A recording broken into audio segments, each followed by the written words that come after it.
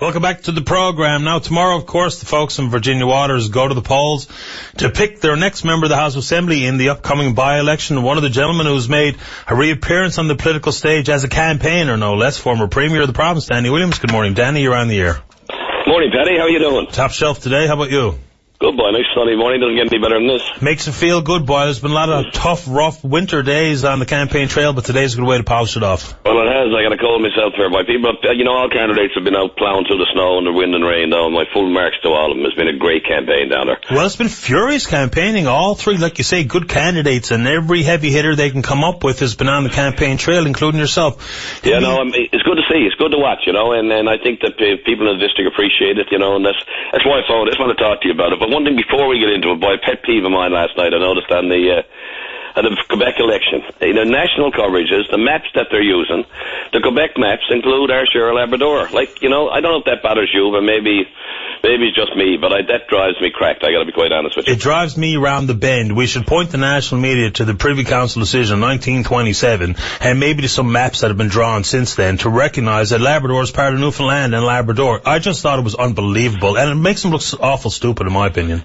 Paddy, we used to go down to the Eastern Governors meetings, and when we'd be pitching Alcorn, we'd be pitching Hydro, and basically telling people that Churchill Falls, Upper Churchill, Lower Churchill is our project, not a Quebec project. The Quebec crowd used to get up and put up a map, and the map would include Labrador, and we'd get up and we'd take it down, and we'd stand up in front of the room and explain to people that, sorry, Quebec does not own the Upper Churchill and Churchill Falls, but that kind of goes on, and they get away with it. So, and it's not so much Quebec doing it. I mean, there was a separatist government that provided those maps, but by the same token, the national media put them up. Yeah, anyway, and I got to get that off my chest, boy. Just forgive me for that. But no, that's okay, because I think it's important conversation in the province. But one more comment on that, and then we'll move on to the by-election. But it's one thing when Quebec use it, far another for the national media to use it. This has got to be simply Quebec's ongoing spat about the Old Harry project. Isn't that what's driving this? Because it's well established who owns Labrador. So is this just a thorn that they poke us with because we still got to talk about Old Harry?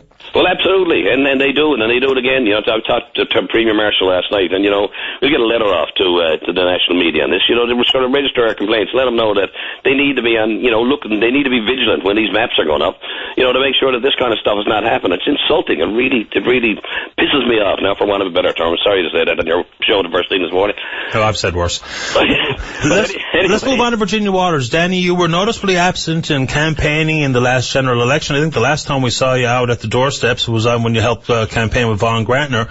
What brings you out this time? People say it's an indication of the Cold War that was between you and Premier Dunderdale, or you fell out of Curry, you curried very little favour inside the current caucus. What brings you out? Well, they asked me to come out, and Danny Breen asked me to come out, to be quite honest with you. I've, known Danny and his family a long, long time. He's been a great counsellor. He's been a great community volunteer. He's been a champion for offshore safety. He was my liaison, basically, with council and the ice cap. So, any issues or any negotiations that we had with regard to Mile 1 and the city and the St. John's ice caps, Danny was the go-to person on council. And he's been extremely helpful. For example, well, here's a good example, the clock, which was one of your pet peeves. I went to Danny on the clock, and Danny went to the council and went to the St. John's Entertainment Board, and, we ended up with a new clock. Now, that may not seem like a big deal in a Virginia Waters campaign, but I'm just kind of using it as an example to show that he was very helpful and very cooperative and very enabling down there. So I think he's a great guy. Now, that's not to say anything about the other two candidates, because I'm not here to disparage either one of the other two candidates. They're obviously fine women and notable women, leading women. But Danny Breen is a great candidate, and we're lucky to have him. And what I want to say, too, Pat, he's like, Danny's part of this whole facelift revival renaissance that's the PC party is going through now. I mean, the other candidates are saying, you need a change, we got to have a change, we need a change of government, we need a whole new look. Well, all I want to say is, where were we 10, 12 years ago? Where were we when other governments were in place? I mean, Newfoundland and Labrador has gone through a major change. We're feeling good about ourselves. We're Canada's youngest, coolest province. We're the place to be in Canada as far as I'm concerned. We're having some difficulties on George Street, and that's an issue, and that has to be dealt with. But by the same token, this is just a wonderful place, and we've turned this around. I mean, I can look back over what we've done and what the Dunderdale government, and now, of course, Tom Marshall has come in, and Tom is the perfect transitional premier. He's basically taken our polls up to 49%. He's doubled the popularity in 3 months. We're now going to move into another leader and a new leader. People like Danny Breen will come on the scene. Danny's cabinet material. You're going to see a lot of the former cabinet ministers stepping down. They've indicated to me that, a lot of them are going to start to move on. And, that's a sad thing because you lose experience, but it's a good thing because you get an opportunity to put a new face on the party, and that's going to happen. So this party is changing within, and you can just feel it, you can see it, and, Tom came out and he repealed bill that didn't repeal it. I mean, he basically said C-29 is going, we're going to have a committee look at it, we're going to turn that around. So, some of the mistakes that were relatively small mistakes, when you go back and look at the things that we have done over the last 10 years, like we're the envy of the world. I had a student on the other night who basically said that we're the envy of the country when it comes to, tuition fees and grants and poverty reduction. And we start to look at all the great projects we got going here, and, employment is up, immigration is up, our population has actually increased. I was told 12 years ago we were going to be, I use the term, nearly extinct. We're going to drop down to 480,000 people, and we're going to, roll off the face of the earth. This place is booming, and we're flying. And I got to tell you, people, need to recognize that a conservative government has done that. And now we're going through a process where we're saying, look, we're going to change. We're going to change with the times. And if people want change and people want different leadership and they want new leadership, then we'll provide it. And I'm excited about it. That's why I'm involved in this campaign. Well, the campaign has been furious. There's no doubt about that. Just when you point to all three candidates, none of them have any experience in their past as members of the House of Assembly. So we only know what we know about them, whether it be their business successes or lack thereof, or some of the things they've been involved in publicly. They all have their own little bits of baggage. Mr. Breen coming into it, I hear the rumblings that the polls have been in Bennett's favour, but when you're at the door and there's nothing to hang your hat on so far as your role as an MHA, then things like you point to the clock, but that's the types of things that you have to hang your hat on, the clock issue. But then also for Breen, he's got to be involved in fighting that fight about the snow clearing this time around. That has got to be a tough one, even though there's big issues in this world, but clearing the friggin' snow is certainly one of them for people living in this city. How hard is that to fight? Absolutely. The snow clearing is a big one, and I've had this conversation with Danny, and Danny acknowledges that the snow clearing is an issue, and they're trying, basically what they're doing is they're going to go at it and find a way to make it more efficient. If that requires more money, well, that'll happen.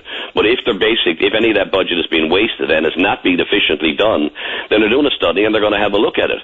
But the point that Danny makes, which is a really good one too, when he talks about the whole fiscal arrangement with the province, he's basically saying that he's trying to get the province to come across, and he prepared a paper on it, to come across with more money from taxes. I mean, there's government properties in this city that aren't paying any taxes.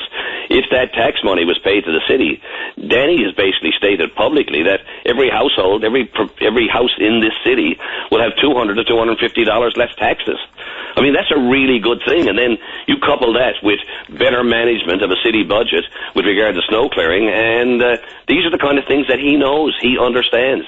And, as a government member, he sits around a cabinet table and he's able to look a premier and his fellow cabinet ministers in the eye and say, we do need this. We need to get this more money from government transferred over to the municipalities so that when we can better manage our business within the cities and within the towns around the province. So, he gets it. He does understand it. Now, I'm not one, though, to criticize inexperience either. I mean, when I got into politics, I didn't have any experience.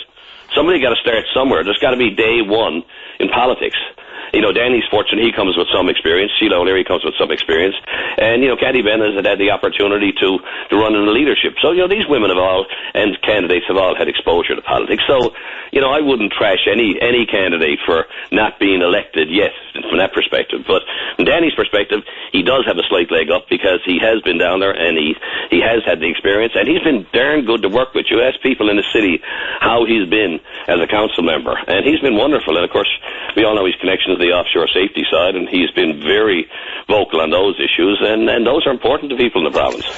It's going to be an interesting battle right up to the 11th hour, and people go to the polls tomorrow morning. So this time Thursday morning, we'll be talking about the winner, and then we'll be hearing from the party. So we weren't as fortunate, and there, I guess, spin or take on what has gone on. Danny, I appreciate your time this morning.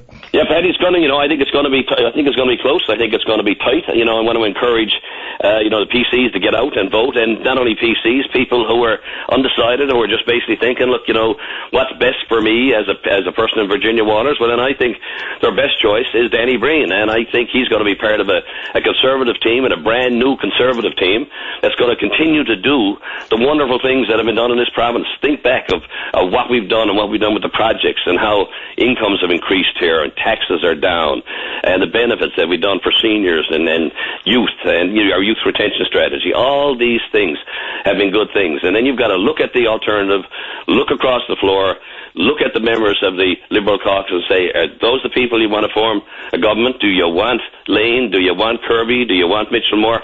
That's their choice. Appreciate your time this morning. Take care, Paddy. All the best, Danny. Bye.